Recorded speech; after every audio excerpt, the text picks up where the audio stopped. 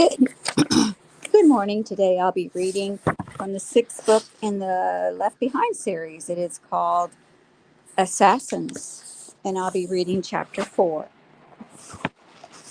David Hassid walked Mac McCollum back to his quarters in the GC Palace residential annex late that night.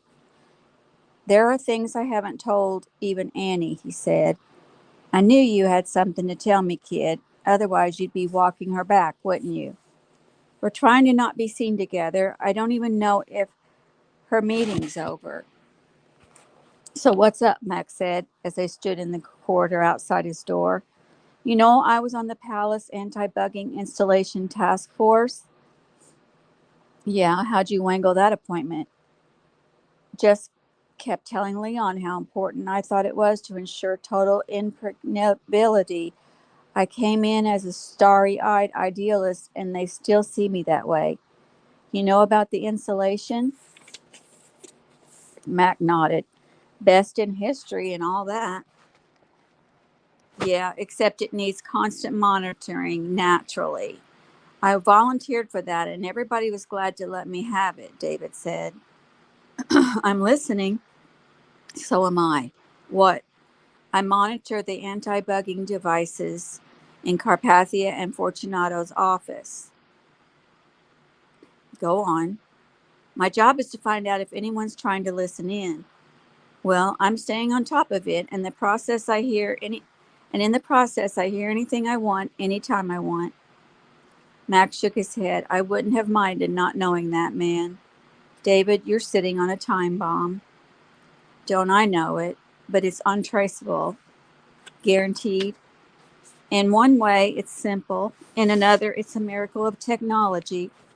The stuff is actually being recorded onto a miniature disk embedded in the central processing unit of the computer that runs all of New Babylon. The one people like to call the beast.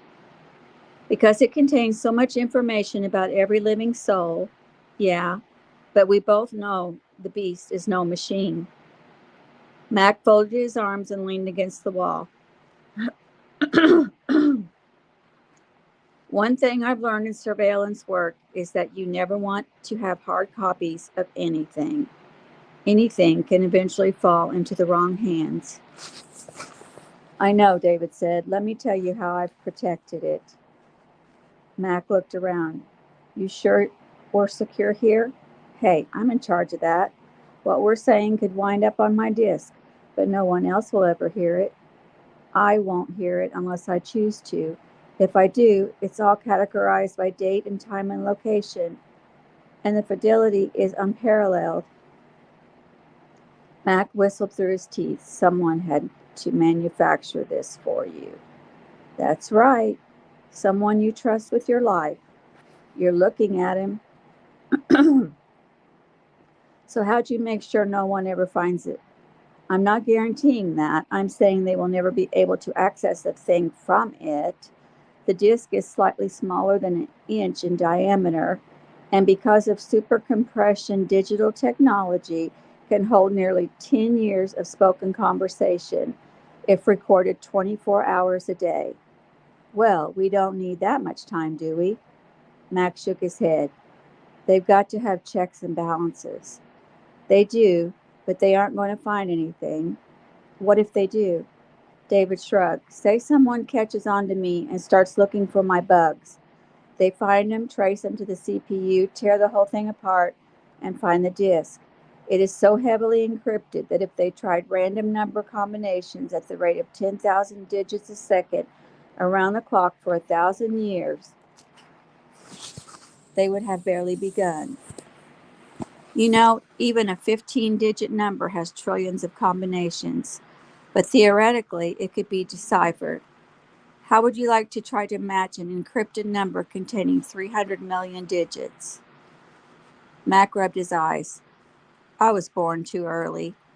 Where do you kids come up with this craziness? How can you access your disk if it's that encrypted? David was just warming to his subject.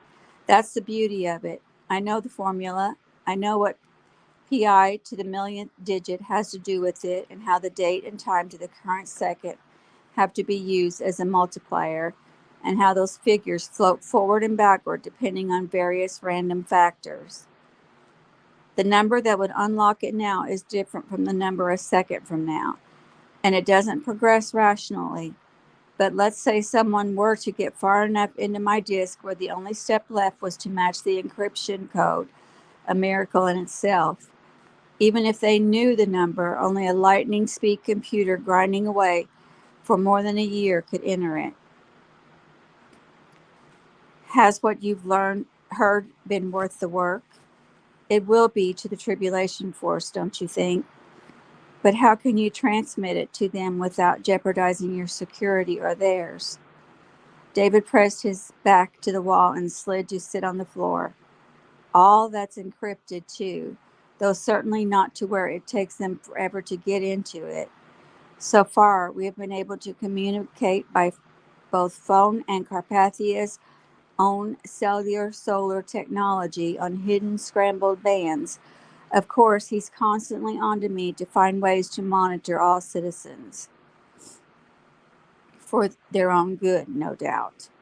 Oh, absolutely. The Potentate merely cares deeply about the morale of his global family. But David, can't anything transmitted also be intercepted? David shrugged. I like to think I can bug anything, but I've tested my own stuff against my tracing power. And unless I drop enough breadcrumbs along the road, I'm powerless too. Random scrambling and channel switching, coordinated with miniaturization and speed that makes fiber optics look like a slow boat. Well, nothing is beyond possible anymore. Max stood and stretched. Ever wonder about this stuff? Like what Dr. Ben Judah says about Satan being the prince and power of the air, transmitting through space and all that? Scares me to death, David said, still sitting. It means I'm on the front lines against him. I didn't know what I signed on for when I became a believer, but I wound up on the right side, didn't I? It's too late to change my mind. I walk the same halls with Antichrist himself, and I play around in the air with the devil. I'm careful, but the mark of the beast will change everything. There won't be any believers working here after that, unless they find a way to fake the mark, and who would want to do that? Not me, Max said, unlocking his door. We're all going to wind up in one safe house or another one of these days. I sure hope mine's the same as yours. David was so moved by that compliment that he was too stunned to respond. Long flight Friday, Mac added.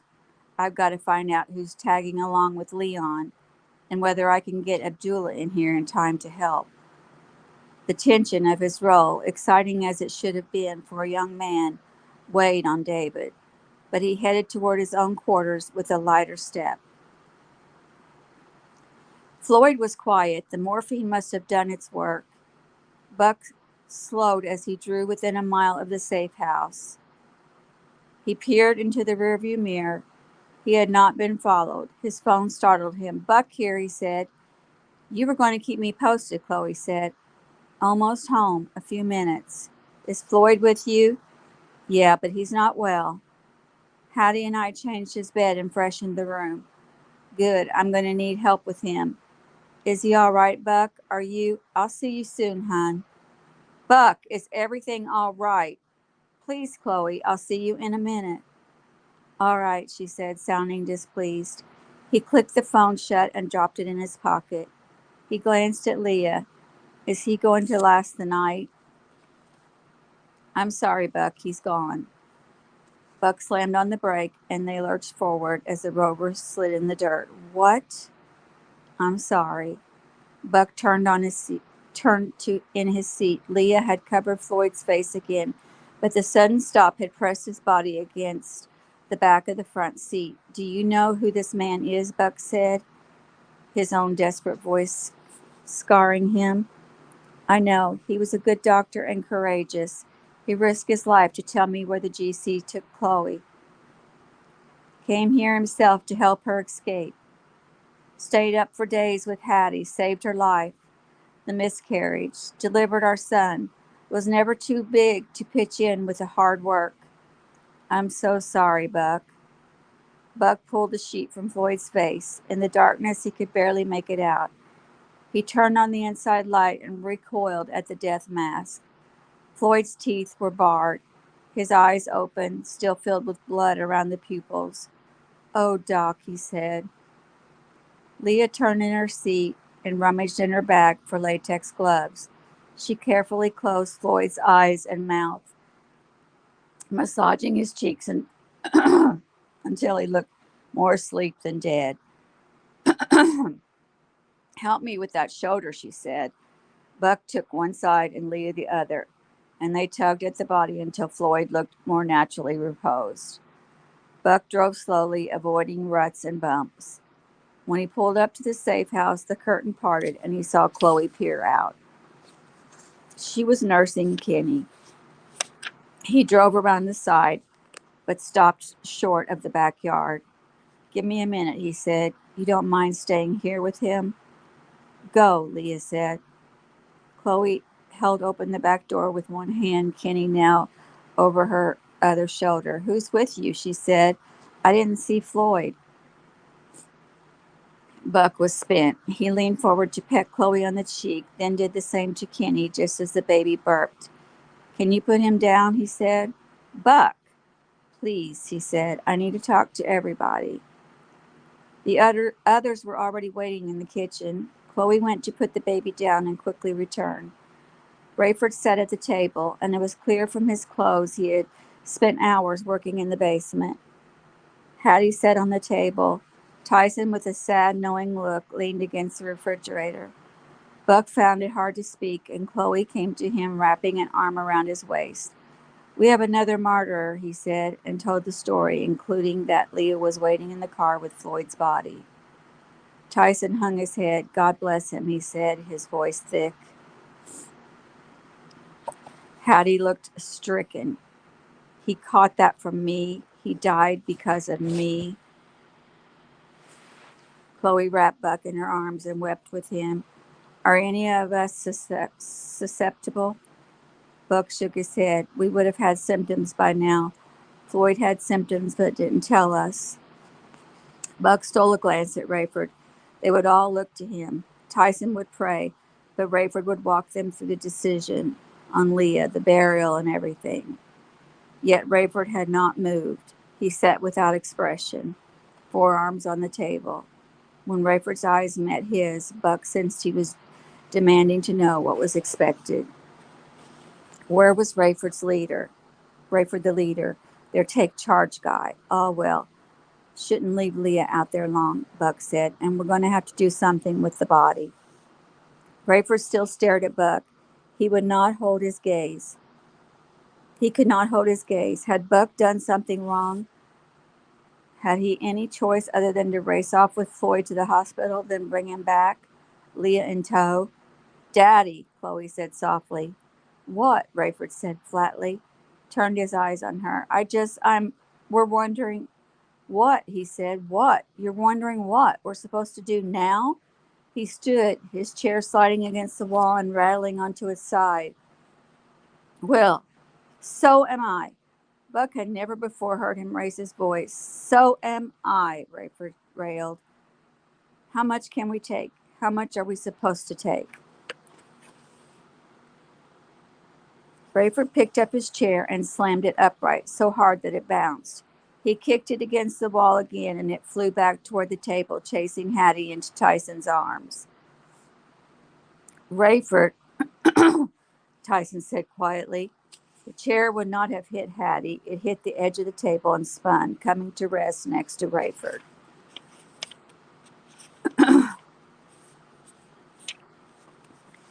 He yanked it to where he could sit again and slammed both fists on the table.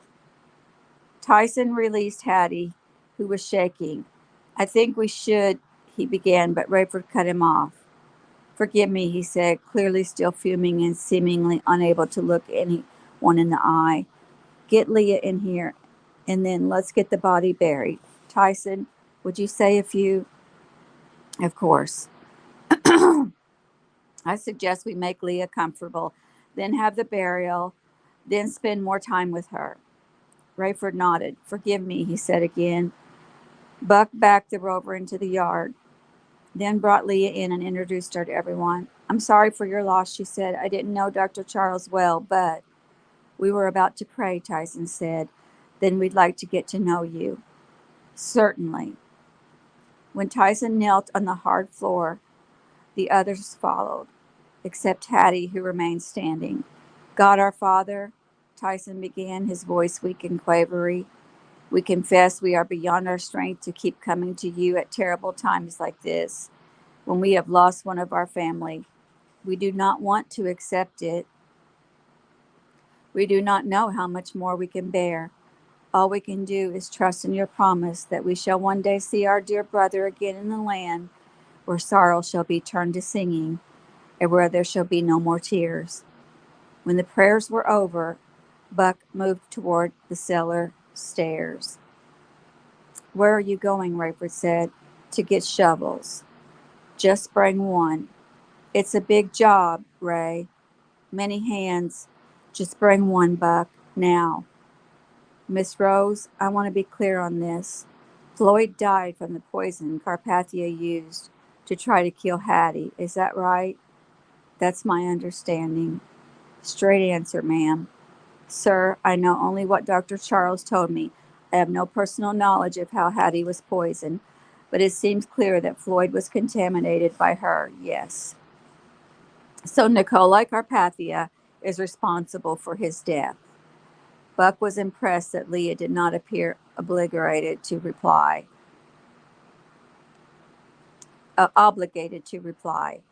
This was murder, people, Rayford added, pure and simple. Rayford, Tyson said, Carpathia likely has never heard of Doc Charles, and so technically, while it is safe to say he tried to have Miss Durham killed. I'm not talking court of law guilty, Rayford said. His face flushed. I'm saying the poison Carpathia intended to kill someone killed Doc. Tyson shrugged. And now, Buck, Rayford said, where's my shovel? Please let me help, Buck said. Rayford stood and straightened. Save me from saying one more thing I'll regret tomorrow, would you, Buck? This is something I want to do myself. Something I need to do, all right? But it should actually be deeper than 6 feet, so close to the house, and Buck held up both hands in surrender to Rayford's out-of-patience look. He found the biggest shovel in the cellar. While Rayford toiled in the backyard, Leah talked about the most sanitary way to prepare the body. Unable to find lime with which to line the grave, she concocted a substance made from kitchen products. And she told Buck we should wrap the body in a plastic tarp. She distributed gloves for those who would touch the body and prescribed a solution for disinfecting the rover and the gurney. Buck was amazed at what Rayford accomplished, considering he had worked all day in the shelter. He dug a hole 7 feet long, 3 feet wide, and more than 8 feet deep. He needed help to be hoisted out. Covered with the mud, the 3 men lowered Floyd's tarpon-shrouded body into the hole, and Rayford allowed the others to help fill it back in. The group, save the sleeping baby, stood around the grave in the low light emitted from the house. Chloe, Hattie, and Leah were bundled against the cold night air. The men, sweaty from the shovel work, soon shivered. Buck never ceased to be amazed at Tyson's eloquence. Blessed in the sight of the Lord is the death of a saint, he said.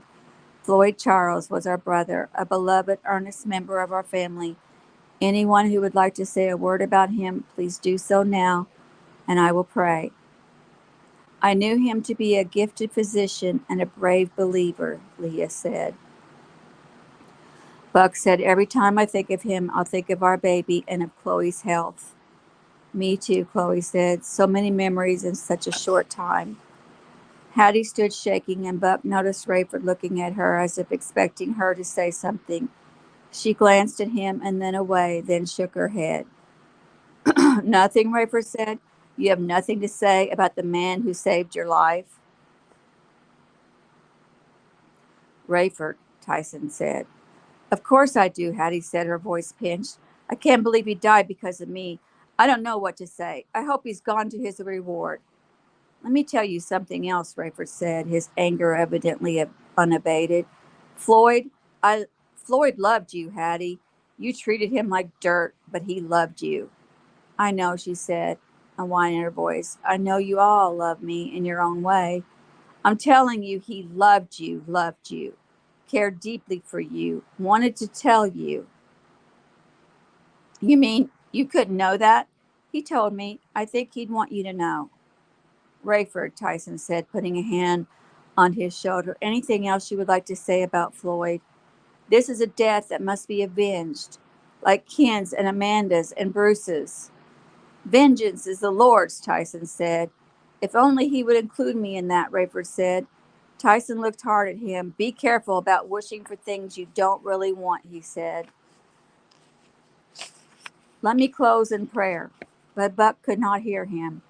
Rayford had begun to weep. His breath came in great heaves, and he covered his mouth with his hand. Soon he could not contain the sobs, and he fell to his knees and wailed in the night. Chloe rushed to him and held him. It's all right, Daddy, she said, as she helped him up and walked him into the house. It's all right. Rayford pulled away from her and rushed up the stairs. Buck took Chloe in his arms, and the mud that had transferred to her from her father also smeared his clothes. Rayford was thankful for the well and the generator-run water heater as he stood under the steaming shower in the safe house. His muscles were finally untying. What a day! The inexplicable anger that had sent him marching into the morning air had been building for months. Working in the cellar had not dented it, especially when he found himself alone all day. The awful news about Floyd had finally made him erupt in a way he hadn't since a loud fight with Irene 15 years before, and that had been the result of too much alcohol. While he felt bad about mistreating the others, something about his anger seemed righteous. Was it possible God had planted in his heart this intolerance for injustice for the sole purpose of preparing him to assassinate Carpathia? Or was he deluding himself?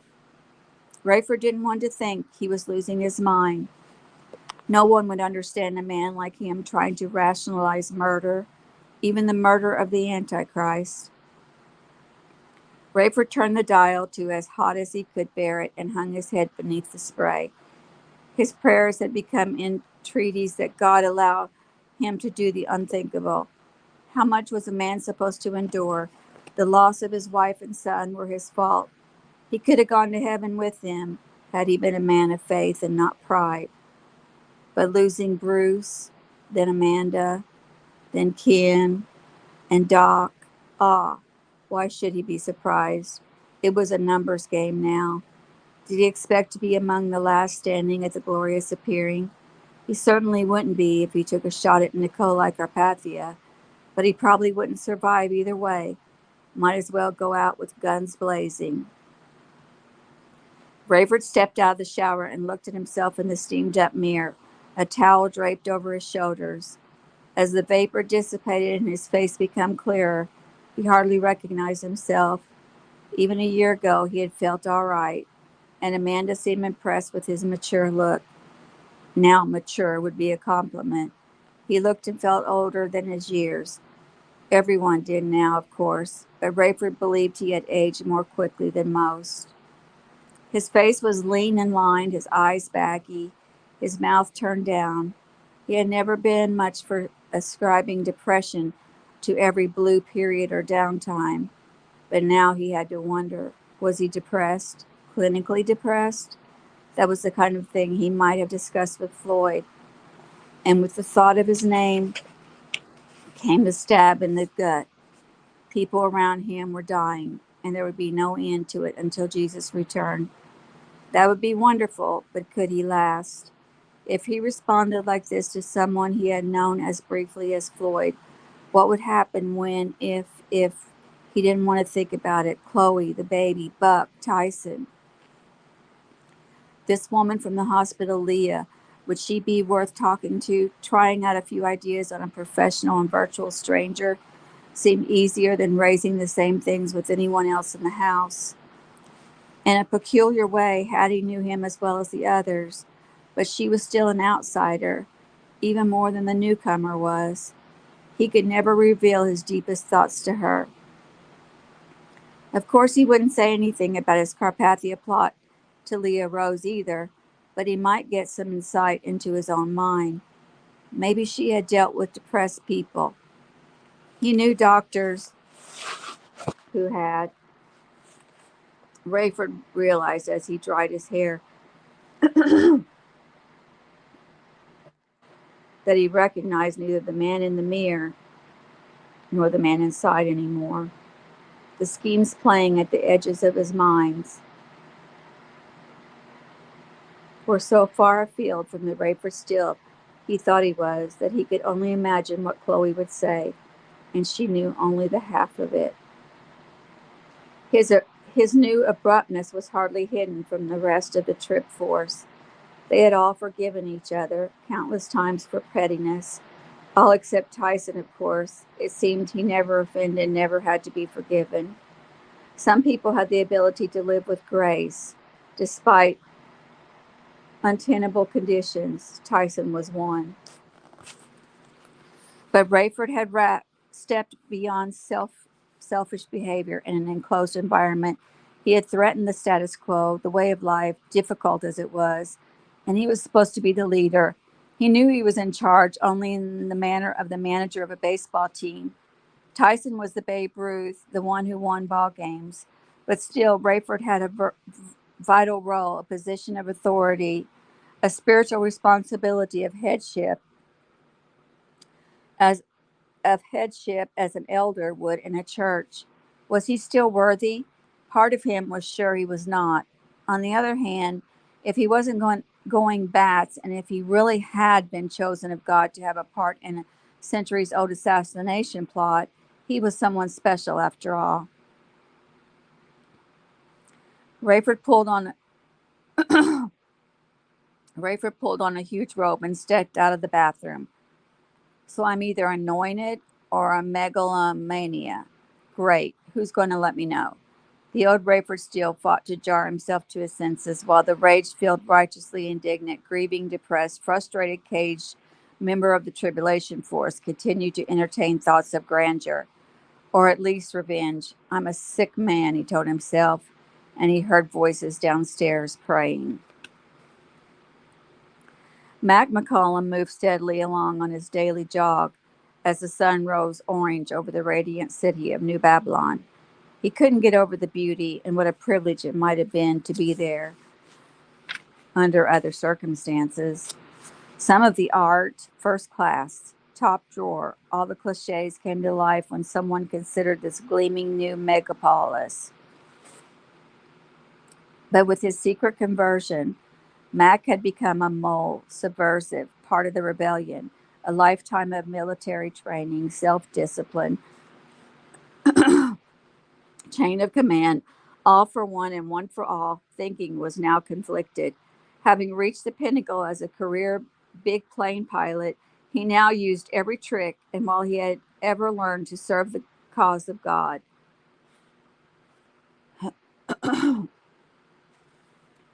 Whatever satisfaction came with that was akin to the satisfaction he got that he could still clip off 6 brisk miles a day at his age. To some, that was impressive. To him, it was a necessity. He was fighting time, gravity, and a malady of physical attacks that came with mere longevity. That's just how he felt in his job. He should feel fulfilled, but the enemy was his employer. And as valued, crucial plant for the other side, he could exult in the fact that he knew without a doubt he was on the right side, the winning side. But fear precluded any joy. The second he began to enjoy his role, he was vulnerable.